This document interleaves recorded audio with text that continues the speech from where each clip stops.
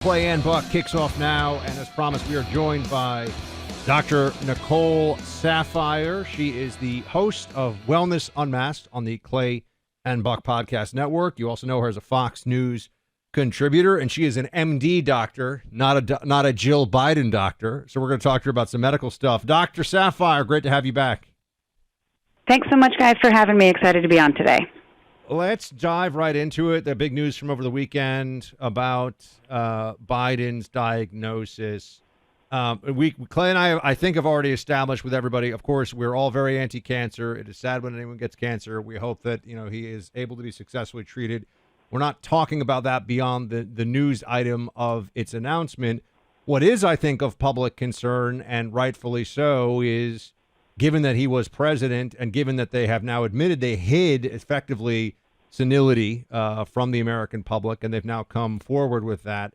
We have questions. A lot of people have questions about what the likelihood is that this diagnosis was also hidden from the public based upon how a disease like this progresses. What can you tell us as an MD? Yeah, unfortunately, I think the last 4 years and how there has just been obvious deception when it came to Biden's cognitive decline and not being forthcoming with that has a lot of people on edge right now, and rightfully so. I mean, myself, I wrote articles, I spoke publicly about, I didn't believe that the former President Biden's doctors were forthcoming about his mental and physical fitness at the time that he was in the White House. The metastatic prostate cancer diagnosis that we just learned over the weekend is devastating. And at this point, it is not about wishing him recovery or to be cancer-free, because once you have a stage 4 cancer diagnosis, you don't ever get rid of that. The best we can hope for is to have no progression of disease.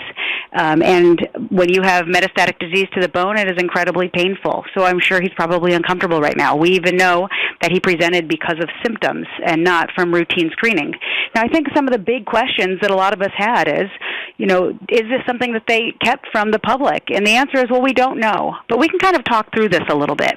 At the age of 82, to be honest, not every 82-year-old man is being screened for prostate cancer. In fact, a lot of formal recommendations are that you don't screen for prostate cancer and other cancers at this age.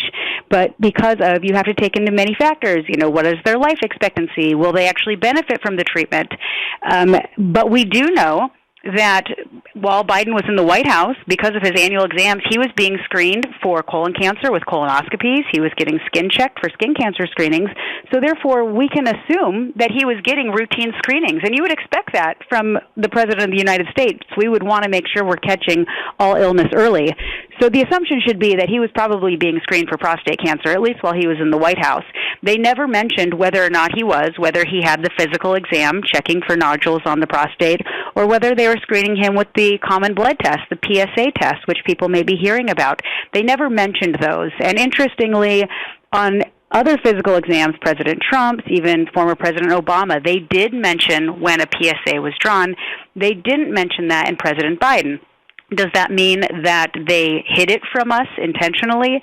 No, not necessarily. You don't always tell people all the pertinent negatives of the physical exam, but it is curious that they didn't mention it. Do you think that this could be missed? So let's just kind of take a step back. Let's pretend that it's not Joe Biden we're talking about. There's an entire medical team and apparatus that is surrounding the president every minute of every day for the last 4 years.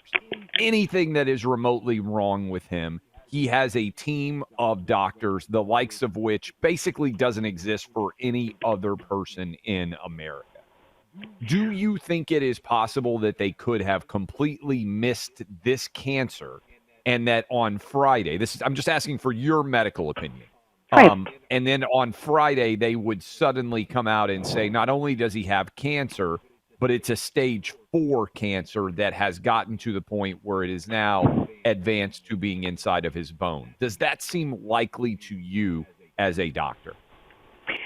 I can tell you that cancers are missed, And not all prostate cancers are associated with a rise in PSA. Most of them are. Most of them you'll have a high PSA, so if you are screening for prostate cancer, you should pick up on that. But not all of them are. So you can't say 100% of cancers are, therefore if he had a normal PSA, he didn't have cancer. That's not true. It sounds like he presented with urinary symptoms. What is that? It could be urinary frequency, pain, whatever, frequent urination, and then that's where they found the hardened nodule. To go from presenting with symptoms to a biopsy-proven prostate cancer to now confirming metastatic disease all in less than a week's time, that's a stretch for me a little bit, but I will say he is the former president, so he doesn't get treated like the rest of us. He probably gets accelerated scans, and everything is being done for him in the same day, and everything's being prioritized. So is it possible? Absolutely. But they had a lot of information just for this to have happened in the last week, specifically the type of cancer it was, the fact that it's sensitive to hormones. I mean, these are extra tests that we run on the pathology specimen. So usually it takes several days to even over a week to get all of that information back. And the fact that, again, that then they did the bone imaging. They didn't say what they did or how they know that he has metastatic cancer to the bones, but they said he had it. Is this an assumption because they did a bone scan or a PET scan and they saw lesions in the bone? Or did it go as far to actually confirming it by doing a bone biopsy, which again would take even more time? We don't have all the information. In fact, we have very little information. But what we do know is he has a very aggressive late-stage prostate cancer. It didn't just start in the last week. It's probably been there for at least several months, maybe several years, and it's an unfortunate, tragic situation for the former president. If you had been Dr. Saphier with us, Dr. Nicole Saphier, now part of the Clay and Buck Podcast Network, if you had been his lead physician, like let's just pretend that it's not Joe Biden himself, right? But you are the White House lead physician.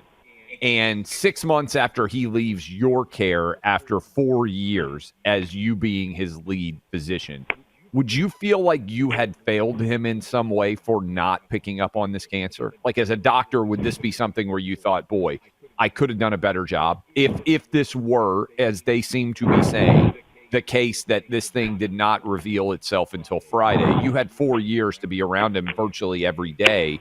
Would you be kicking yourself for missing this? The regret and wondering what you could have done as a physician is something we live with every single day. The White House physician is essentially the primary care physician for the President of the United States. You have to assume that they are doing every single screening examination to make sure that they catch early signs of any sort of illness, anything that could incapacitate the president. The fact that several months after leaving the White House, not only was he diagnosed with prostate cancer, but a late-stage prostate cancer, absolutely. As the primary care physician, I would be saying to myself, what did I miss? Because this isn't a rare cancer. Unfortunately, there are those cancers that we don't screen for because they are more rare, like a prostate cancer or a primary brain tumor. We don't screen from them because they're not very common. Prostate cancer is the second most common cancer in men, secondary to skin cancer. So that is why we screen men for prostate cancer. So again, if the White House physician was screening for colon cancer and for skin cancer and checking his cholesterol and everything else he was doing, I have to assume he was screening for prostate cancer. So the big question for me is, did they intentionally omit those PSA results? Did they have an inclination? Was there a diagnosis early on? The biggest thing for me that I have the big concerns with is the fact that they kept the cognitive decline. That was very obvious. That was deceitful because a cognitive evaluation should have been a part of that. And when people were questioning his cognitive ability, that's when he should have been able to do some of those mental status exams and make them public. They didn't do that. That was intentional. That was deceitful. When it comes to the prostate cancer, did they do the same thing? I don't know. I'm less convinced because I do see de novo cancers, especially aggressive ones like Gleason Score 9s, can happen very quickly and they can metastasize very quickly. So I am less inclined to think that there is a massive cover-up when it came to prostate cancer, the same way that I feel for the cognitive decline, but it's possible. And I think that there are questions that we don't have the answers to. Dr. Saphier, to that end, the medical ethics here, I'm curious about this. I feel like it would there's what's put forward for the public. And as we know, there's information about this is not a normal thing, right? A president puts forward, information that would be HIPAA protected or whatever, right? And that's just understood because it's a job that affects all of us. And so the health of the president is in many ways public information. But if you're the president's physician and the president say, and you say, hey, look, I see something on this PSA, it's a little bit weird. And the president of the United States says to the physician, the White House physician, yeah, I don't think we need to share this with anybody. What are the medical ethics here? I mean, how does that play out as you see it? I mean, that's a great question. Medical legally, as the physician, we are not supposed to speak publicly about someone's diagnosis if our patient. Actually, ethically, we're not supposed to really talk about their diagnosis, even if they're not our patient, because we're not supposed to draw conclusions without having done the workup. It is only a courtesy that they show us these annual physical examinations. That is not, a right that the Americans, that's not in the law that they have to do that. We just liked this on paper where it says that our presidents are mentally and physically fit to do the job. It's a great thing.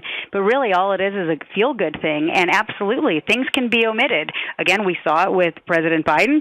For 4 years, things were omitted. We called it out on that, and they didn't do anything about it. So if he had gotten a diagnosis and maybe his trips to Delaware were to go for treatment, who knows what it was? Maybe that's why he spent so much time in Delaware. The bottom line is we don't know, and if President Biden didn't want to disclose something, I don't think the White House physician is medically, legally obligated to do so. His responsibility is to his patient. You have to remember, Lloyd Austin, former Defense Secretary, also had prostate cancer during the administration, and that was controversy as say. He did not disclose it. That was disclosed inadvertently because, if you don't remember, he underwent surgery and then he was in the hospital. But they weren't forthcoming with us. They didn't even want us to know about that. We found out about that after the fact. So I don't know. It felt like a lot of things were being kept from the public with this last administration, and I wouldn't be surprised if some things were kept. What's the prognosis going forward so far as you can tell based on what they announced yesterday?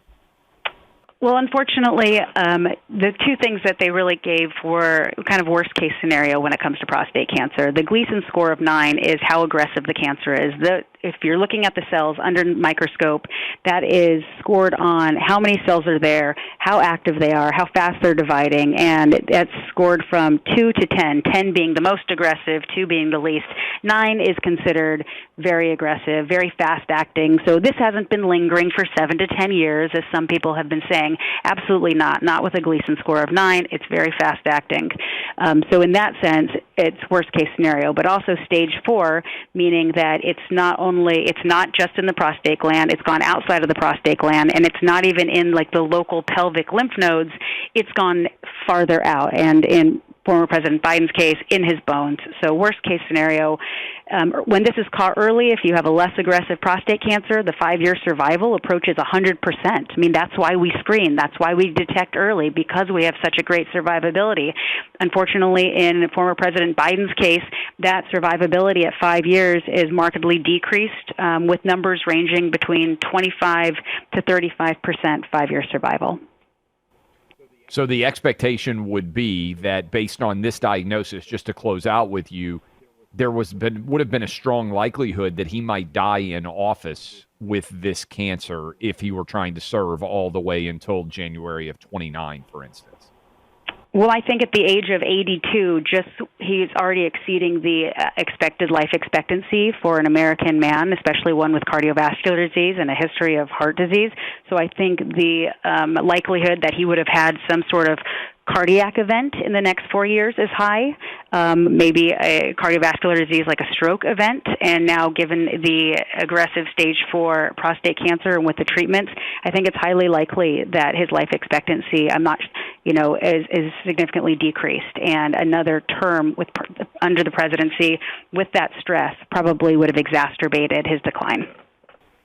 Dr. Nicole Saphier, part of the Clay and Buck Podcast Network. You do fabulous work. We appreciate you making the time for us on short notice and encourage people to go listen to your podcast.